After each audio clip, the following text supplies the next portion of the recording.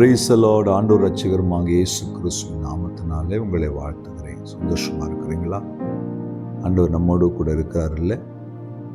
பிரியமானவர்களே, சில நேரங்களிலே நம்முடைய வாழ்க்கையிலே நம்முடைய செயல்கள், நம்முடைய எண்ணங்கள், நம்முடைய காரியங்கள் தேவனை துக்கப்படுத்துகிற ஒரு சூழ்நிலையை உருவாக்கும் பொழுது அதன் மூலமாய் வருகிற விளைவுகளை நாம் சந்திக்க வேண்டிய நிலைமை வருகிறது.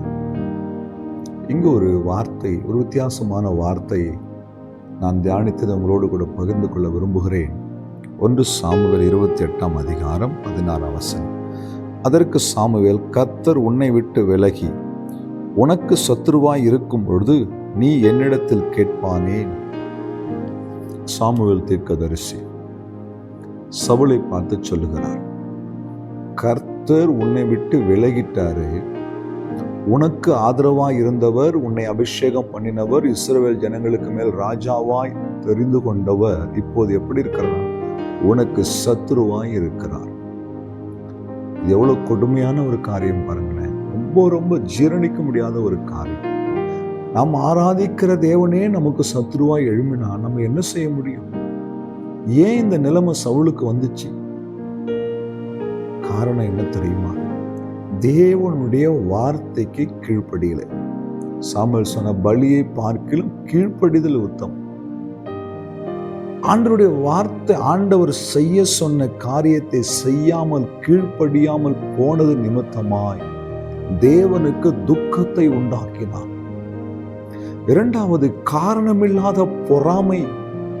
தாவீதின் மீது அவன் காட்டின வெறுப்பு, அந்த பொறாமை அவன் ஸ்தானத்தை விட்டு அவனை கீழே தள்ளி அவனை உயர்த்தின தேவனே அவனுக்கு எதிராக எழும்பி நிற்கும்படியான சூழ்நிலை அங்கு உருவாகிவிட்டது.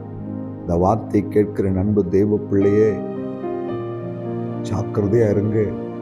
நம்முடைய கீழ்ப்படியாமை, நம்முடைய சில பொறாமைகள், சில காரணமில்லாத கோபங்கள், நியாயமில்லாத சில காரியங்கள் தேவனை நமக்கு எதிராக எழும்ப செய்துவிடும். உடனே ஒப்புரவாயிடுங்க.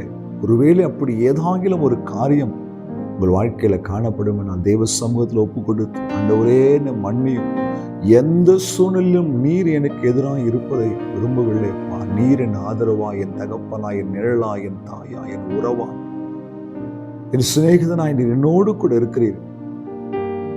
எந்த நிலைமையிலும் என் வாழ்க்கையிலே அப்படிப்பட்ட சூழ்நிலையை சந்திக்காதபடி உதவி செய்ய, மன்னியும், என் மேல் இரக்கமாயிரும், தெரியாமல் அறியாமல் செய்த குற்றங்களை மன்னியும் என்று சொல்லி ஆண்டவர்கிட்ட மன்னிப்பு கேட்டு ஜெபம் பண்ணுங்க. ஆண்டவர் உங்களையும் என்னையும் மன்னிக்கிற தேவனாய் இருக்கிறார், மறந்து போகிற தேவனாய் இருக்கிறார். நம்முடைய பாவங்களையும் அக்கிரமங்களையும் சுமத்திரத்தின் ஆழத்துல எரிந்து போடுகிற தேவனாய் இருக்கிறார், நினையாதிருக்கிற தேவனாய் இருக்கிறார். ஒப்பு கொடுத்து ஜெபம் பண்ணுங்க. சவுலுக்கு வந்த நிலைமை நமக்கு வரக்கூடாது. என்றைக்கு நம் தாவீதை போல ஆண்டவருடைய இரக்கத்தை பெற்றுக்கொண்ட பிள்ளைகளாய் நிற்கும்போது வாழ்க்கை சந்தோஷமா இருக்கும். ஜெபிக்கலாமா? அன்பும் இரக்கமுள்ள ஆண்டவரே, இந்த வார்த்தைக்காக உமக்கு ஸ்தோத்திரையா. இந்த வார்த்தையை கேட்ட வசனத்தின்படி ஆண்டவரே, எங்களுடைய கீழ்ப்படியாமை, ஆண்டவரை துக்கப்படுத்துகிற காரியங்கள் உண்மை எங்களுக்கு எதிராக எழும்பு செய்யாதபடிக்கு ஆண்டவரே எங்களை மன்னியும் இரக்கமாயும். இயேசுவின் நாமத்தில் பிதாவே. Hallelujah. God bless you.